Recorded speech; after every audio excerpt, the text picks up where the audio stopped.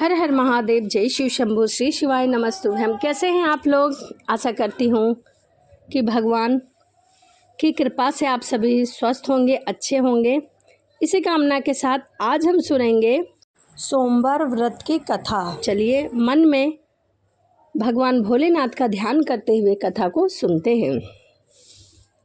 किसी नगर में एक साहूकार रहता था, जिसके घर में धन ध्यान की कोई भी कमी नहीं थी, परंतु उसे संतान सुख नहीं था। इसीलिए वह बहुत दुखी रहता था, जिस कारण वह बहुत परेशान भी था। पुत्र प्राप्ति की इच्छा से वह सोमवार व्रत भी रखता था और पूरी श्रद्धा से भगवान शिव की पूजा करता था। वह मंदिर भी जाता था, भगवान शिव और पार्वती की आराधना करता था। उसकी भक्ति भाव से माँ पार्वती बहुत प्रसन्न हो गई। भगवान शिव से उन्होंने साहूकार की मनोरथ पूर्ण करने के लिए आग्रह किया। पार्वती की इच्छा सुनकर भगवान शिव ने कहा कि हे पार्वती, इस संसार में हर प्राणी को उसके कर्मों के फल के अनुसार ही फल मिलता है। इसके भाग्य में पुत्र प्राप्ति है ही नहीं, इसे भोगना ही पड़ेगा। लेकिन पार्वती ने साहूकार की भक्ति का मान रखने के लिए उनकी मनोकामना पूर्ण करने के लिए कहा। माता पार्वती भगवान शिव के सामने एकदम जिद पर अड़ गई। माता पार्वती के आग्रह पर भगवान शिव ने साहूकार को पुत्र प्राप्ति का वरदान दिया, लेकिन साथ में यह भी कहा कि इस बालक की उम्र केवल 12 वर्षीय होगी। माता पार्वती और भगवान शिव की बातचीत को साहूकार सुन रहा था, जिसे सुनकर न तो वह खुश था और न ही दुखी था। वह पहले की ही तरह शिवजी की पूजा करता था, सोमवार का व्रत रखता, मंदिर जाता। ऐसा करते उसे कुछ समय बीत चुके थे। कुछ समय बाद साहूकार को पुत्र की प्राप्ति हुई। जब वह बालक 11 वर्ष का हुआ तो उसे पढ़ने के लिए काशी उसके मामा के साथ भेज दिया गया। साहूकार ने पुत्र के मामा को बुलाया और उसे सारा धन दिया और कहा कि तुम इस बालक को काशी विद्या प्राप्त करने के लिए ले जाओ और मार्ग में यज्ञ करते हुए जाना। जहाँ भी यज्ञ कराओ, ब्राह्मणों को भोजन करा के दक्षिणा अवश्य देते हुए जाना। दोनों मामा भांजे इस तरह यज्ञ कराते हुए चलते जा रहे थे। यज्ञ कराते ब्राह्मणों को दान दक्षिणा देते थे। इस तरह वह काशी की तरफ चल पड़े।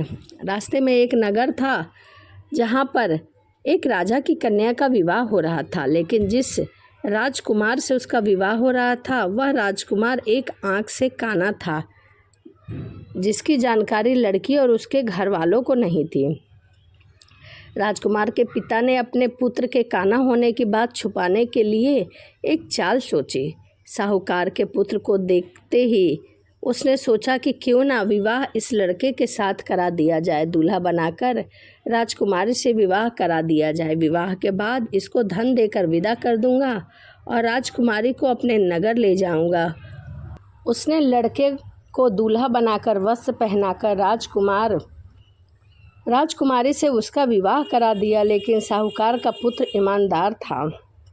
उसने मौका पाकर राजकुमार की चुन्नी पर सब कुछ लिख दिया कि तुम्हारा विवाह तो मेरे साथ हुआ है, लेकिन जिस राजकुमार के साथ तुम्हें भेजा जाएगा वह एक आंख का काना है। मैं तो काशी पढ़ने जा रहा था और मुझे ज़बरदस्ती इस विवाह में बैठा दिया गया। राजकुमारी ने चुन्नी पर लिखी बात अपने माता पिता को बताई। राजा ने अपनी पुत्री को विदा नहीं किया। दूसरी ओर साहूकार का लड़का और उसका मामा काशी पहुँचे। वहाँ जाकर उन्होंने यज्ञ किया। जिस दिन लड़के की आयु 12 वर्ष की हुई, उसी दिन यज्ञ रखा गया। लड़के ने अपने मामा से कहा कि मेरी तबीयत कुछ ठीक नहीं लग रही है। मामा ने कहा कि तुम अंदर जाकर सो जाओ। शिवजी के वरदान के अनुसार कुछ ही देर में उस बालक के प्राण निकल गए। मृत भांजे को देखकर उसके मामा ने बहुत जोर जोर से विलाप करना शुरू कर दिया। संयोगवश उसी समय शिवजी और माता पार्वती जी उधर से जा रहे थे। पार्वती ने भगवान से कहा, स्वामी, मुझे इसके रोने की स्वर सहन नहीं हो रही है। आप इस व्यक्ति का कष्ट दूर करें।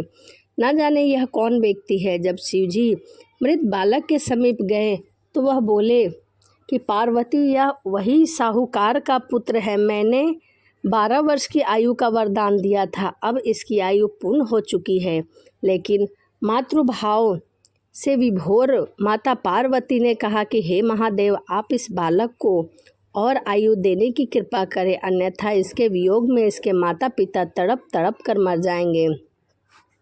माता पार्वती के बार बार आग्रह करने पर भगवान शिव ने उस लड़के को जीवित होने का वरदान दिया। शिव जी की कृपा से वह लड़का जीवित हो गया। शिक्षा समाप्त करके लड़का मामा के साथ अपने नगर की ओर वापस चल दिया। दोनों चलते चलते उसी नगर में जा पहुँचे जहाँ उसका विवाह हुआ था। उस नगर में भी उन्होंने यज्ञ का आयोजन किया। उस लड़के के ससुर ने यज्ञ करते हुए उसे पहचान लिया और महल में ले जाकर उसकी बहुत ही खातिरदारी की और अपनी पुत्री को उसके साथ विदा कर दिया।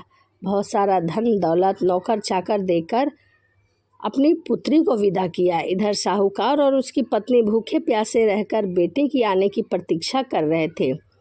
दोनों ने प्रण किया था कि यदि उन्हें अपने बेटे की मृत्यु का समाचार मिलेगा तो वह भी अपने शरीर को त्याग देंगे, परंतु बेटे के जीवित होने की बात सुनकर वह बेहद प्रसन्न थे। उन्हें विश्वास नहीं हो रहा था कि मेरा पुत्र जीवित भी है।